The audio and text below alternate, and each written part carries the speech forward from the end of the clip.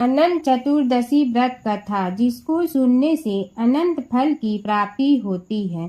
जय श्री कृष्णा। राधे राधे। आप सभी को अनंत चतुर्दशी की हार्दिक शुभकामनाएं। अनंत चतुर्दशी का व्रत भाद्रपद माह शुक्ल पक्ष की चतुर्दशी तिथि को रखा जाता है। मान्यता है कि अनंत चतुर्दशी का व्रत रखकर विधि विधान से भगवान श्री हरि की पूजा करने से 14 वर्षों तक अनंत फल की प्राप्ति होती है। गणेश चतुर्थी के 10वें दिन यानी अनंत चतुर्दशी को गणपति विसर्जन भी होता है। महाभारत काल में पांडव भाइयों ने अनंत चतुर्दशी के व्रत के प्रताप से अपना खोया हुआ राजपाट पुनः प्राप्त किया था। आइए श्रवण करते हैं अनंत चतुर्दशी की पौराणिक कथा, जिसे स्वयं भगवान श्री कृष्ण ने युधिष्ठिर को सुनाया था। कथा के श्रवण करने से पहले कमेंट बॉक्स में जय श्री हरि विष्णु जय अवश्य लिखिए। एक बार महाराज युधिष्ठिर ने राजसूय यज्ञ किया। उस समय यज्ञ मंडप का निर्माण सुंदर तो था ही, अद्भुत भी था। वह यज्ञ मंडप इतना मनोरथ था कि जल व थल की भिन्नता प्रतीत ही नहीं होती थी। जल में स्थल तथा स्थल में जल की भांति प्रतीत होती थी। बहुत सावधानी करने पर भी बहुत से व्यक्ति उस अद्भुत मंडप में धोखा खा चुके थे। एक बार कहीं से टहलते टहलते दुर्योधन भी उस यज्ञ मंडप में आ गया और एक तालाब को स्थल समझ उसमें गिर गया। द्रौपदी ने यह देखकर अंधों की संतान अंधी कहकर उनका उपहास किया।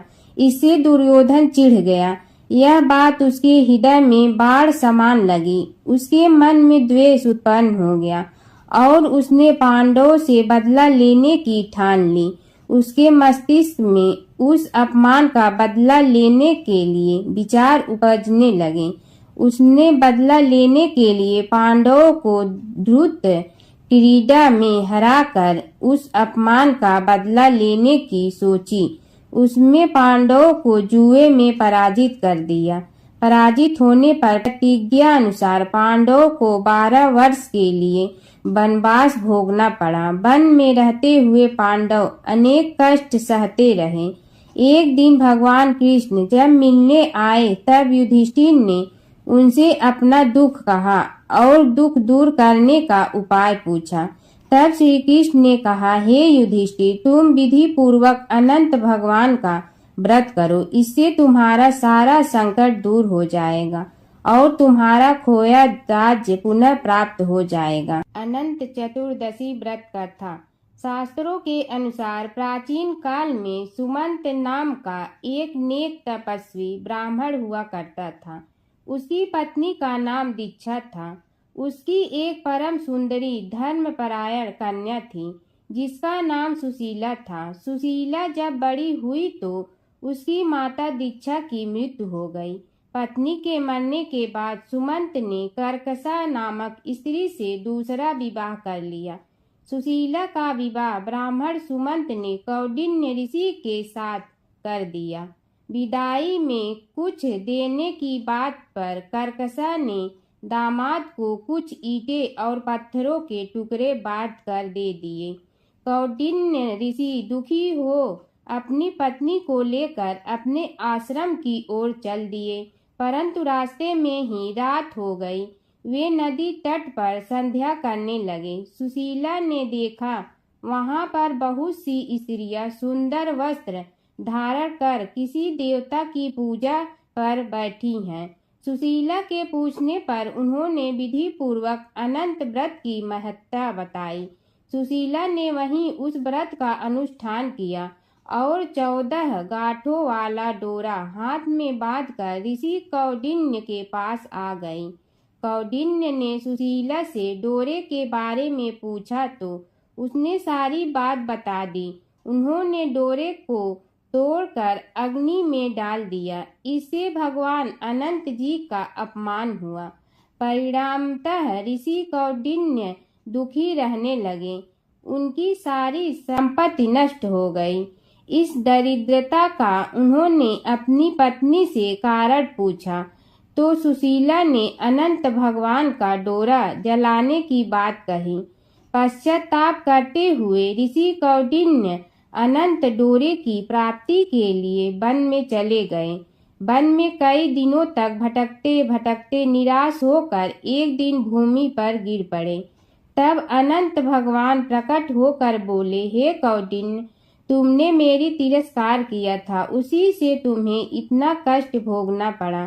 तुम दुखी हुए, अब तुमने पश्चाताप किया है, मैं तुमसे प्रसन्न हूँ। अब तुम घर जाकर विधि पूर्वक अनंत व्रत करो। 14 वर्ष पर्यंत व्रत करने से तुम्हारा दुख दूर हो जाएगा, तुम धन धान से संपन्न हो जाओगे। कौंडिन्य ने वैसा ही किया और उन्हें सारे क्लेशों से मुक्ति मिल गई। श्री कृष्ण की आज्ञा से युधिष्ठिर ने भी अनंत भगवान का व्रत किया, जिसके प्रभाव से पांडव महाभारत के युद्ध में विजयी हुए तथा चिरकाल तक राज्य करते रहे। एक समय की बात है, एक भाई बहन रहते थे। बहन का नियम था कि वह अपने भाई का चेहरा देखते ही खाना खाती थी। हर रोज वह सुबह उठती थी और जल्दी जल्दी सारा काम करके अपने भाई का मुंह देखने के लिए उसके घर जाती थी। एक दिन रास्ते में एक पीपल के नीचे गणेश जी की मूर्ति रखी थी। उसने भगवान के सामने हाथ जोड़कर कहा कि मेरे जैसा अमर सुहाग और मेरे जैसा अमर पीहर सबको दीजिए। यह कहकर वह आगे बढ़ जाती है। जंगल के झाड़ियों के कांटे उसके पैरों में चुभा करते थे। एक दिन भाई के घर पहुंची और भाई का मुंह देखकर बैठ गई तो भाभी ने पूछा, पैरों में क्या हो गया है? यह सुनकर उसने भाभी को जवाब दिया कि रास्ते में जंगल के झाड़ियों के गिरे हुए कांटे पांव में चुभ गए हैं। जब वह वापस अपने घर आ जाए तब भाभी ने अपने पति से कहा कि रास्ते को साफ करवा दो, आपकी बहन के पांव में बहुत सारे कांटा चुभ गए हैं। भाई ने तब कुल्हाड़ी लेकर सारी झाड़ियों को काटकर रास्ता साफ कर दिया, जिससे गणेश जी का स्थान भी वहां से हट गया। यह देखकर भगवान गुस्सा हो गए और उसके भाई के प्राण हर लिए।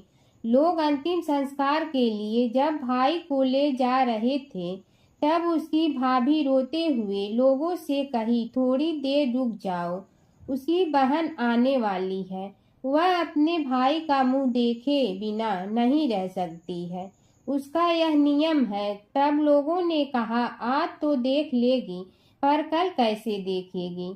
रोज दिन की तरह बहन अपने भाई का मुंह देखने के लिए जंगल में निकली। तब जंगल में उसने देखा कि सारा रास्ता साफ किया हुआ है। जब वह आगे बढ़ी तो उसने देखा कि सिद्ध विनायक को भी वहां से हटा दिया गया है। तब उसने जाने से पहले गणेश जी को एक अच्छे स्थान पर रखकर उन्हें स्थान दिया और हाथ जोड़कर बोली, भगवान, मेरे जैसा अमर सुहाग और मेरे जैसा अमर पीहर सबको देना। और फिर बोलकर आगे निकल गई। भगवान सोचने लगे, अगर इसकी नहीं सुनी तो हमें कौन मानेगा, हमें कौन पूजेगा? तब सिद्ध विनायक ने उसे आवाज दी, बेटी, इस खेजड़ी की 7 पत्तियां लेकर जा और उसे कच्चे दूध में धोकर भाई के ऊपर छींटा मार देना, वह उठकर बैठ जाएगा। यह सुनकर जब बहन पीछे मुड़ी तो वहां कोई नहीं था। फिर वह यह सोचने लगी कि ठीक है, जैसा सुना वैसा कर लेती हूँ। फिर वह 7 खेजड़ी की पत्तियां लेकर अपने भाई के घर पहुंची। उसने देखा वहां कई लोग बैठे हुए हैं। भाभी बैठी रो रही है और भाई की लाश रखी है। तब उसने पत्तियों को बताए हुए नियम के तहत भाई के ऊपर इस्तेमाल किया। तब भाई उठकर बैठ गया। भाई बोला बहन से, मुझे बहुत ही गहरी नींद आ गई थी। तब बहन बोली, यह नींद किसी दुश्मन को भी न आए और उसने सारी बात अपने भाई को बता दी। गणेश विसर्जन कथा। धार्मिक ग्रंथों के अनुसार श्री वेद व्यास ने गणेश चतुर्थी से महाभारत कथा श्री गणेश को लगातार 10 दिन तक सुनाई थी, जिसे श्री गणेश जी ने अक्षरशः लिखा था। 10 दिन बाद जब वेद व्यास जी ने आंखें खोली तो पाया कि 10 दिन की अथक मेहनत के बाद गणेश जी का तापमान बहुत अधिक हो गया है। तुरंत वेद व्यास जी ने गणेश जी को निकट के सरोवर में ले जाकर ठंडा किया था। इसलिए गणेश स्थापना कर चतुर्दशी को उनको शीतल किया जाता है।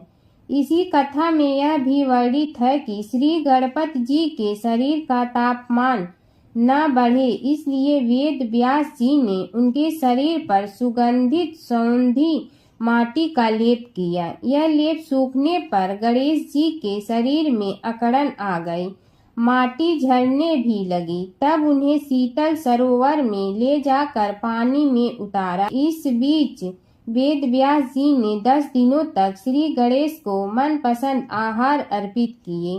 तभी से प्रतीकात्मक रूप से गणेश प्रतिमा का स्थापना और विसर्जन किया जाता है।